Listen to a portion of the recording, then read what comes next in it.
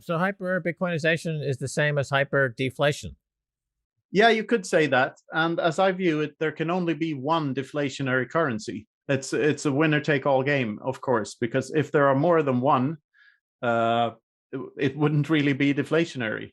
And in the same way, I argue in the book that the double spending problem that Bitcoin or like the blockchain claims to have solved isn't really solved until post hyper Bitcoinization. When every other currency that can be duplicated or conjured out of thin air or counterfeited, every time you use a currency like that that is inflationary, you are not helping solving the actual double spending problem. So the double spending problem is tied to hyper Bitcoinization in a sense.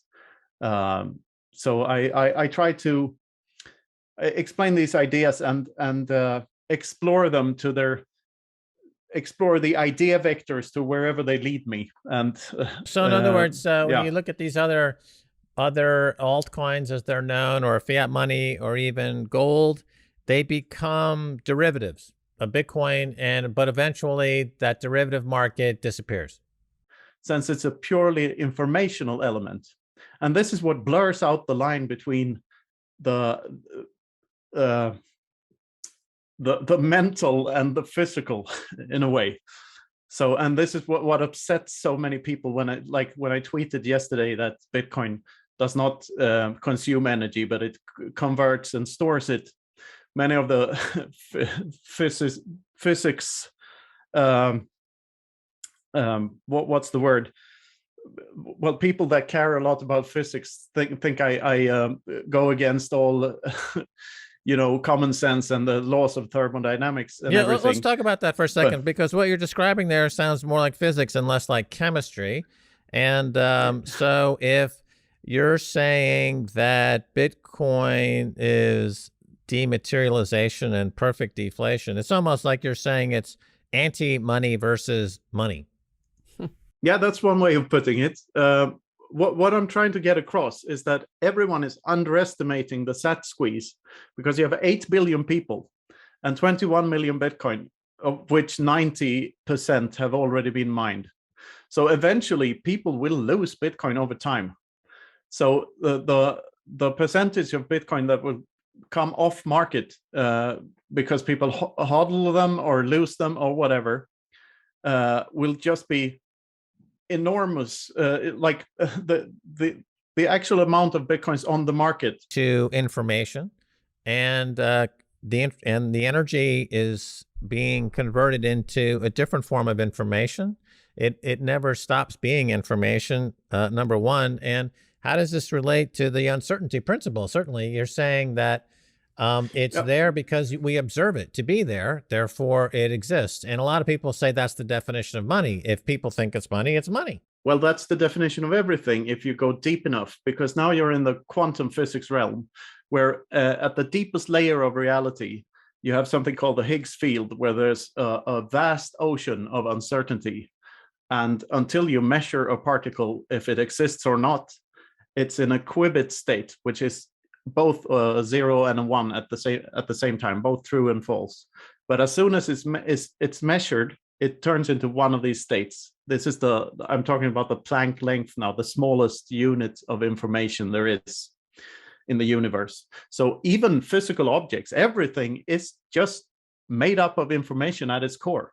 So it makes perfect sense to find an element that can be expressed through information only, through data only. And this is what Bitcoin is. It is a new element in this sense. Articulate that in another way, I would say that it's a perfect representation of the scarcity of our lifetimes. So each and every one of us has one absolutely scarce resource, and that is our time on this earth. And I talk about this a lot in the book. Like, imagine if you could live forever and you were indestructible. So then you could postpone everything until tomorrow, and you would never have to worry about anything, because you could always postpone everything indefinitely. So what gives our lives value and why we do stuff at all is because of this limited time we have on this earth.